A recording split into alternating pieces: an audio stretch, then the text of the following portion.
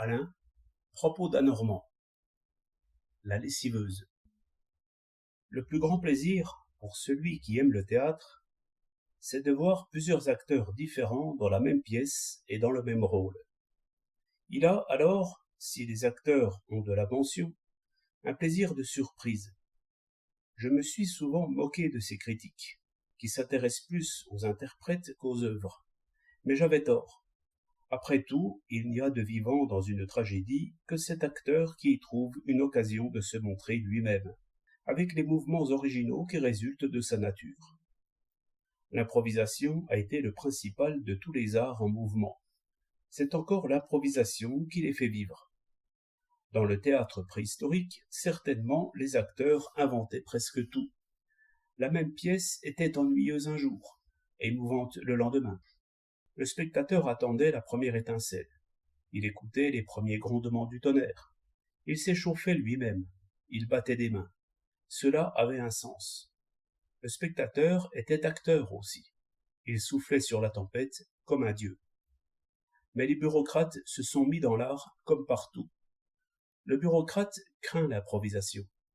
Le tyran, qui est le grand bureaucrate, la craint encore plus. Aussi, le squelette primitif, qui soutenait les mouvements sans les alourdir, c'est compliqué. Le théâtre a vieilli, comme nous vieillissons tous, par l'accroissement des eaux. L'auteur a improvisé d'avance, et le spectateur paresseux a pu digérer tranquillement, car tout était réglé. Il est même probable que l'habitude d'écrire en vers a résulté de ce que l'on voulait tenir les acteurs en bride. Même alors, c'est encore l'imprévu qui plaît, et les mouvements de passion inimitables, qui tiennent à l'heure et à la saison, et qui dépendent de mille causes, dont le spectateur aussi subit l'action. Seulement, les bureaucrates cherchent la beauté dans le squelette, et arrivent à donner des règles de l'art dramatique qui ne s'adressent point à l'acteur. Autant à dire pour la musique et la danse.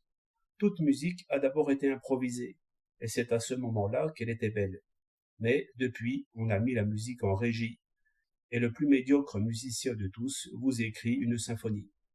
Il n'y a plus alors que la chevelure du chef d'orchestre qui improvise, mais bientôt on l'étondra.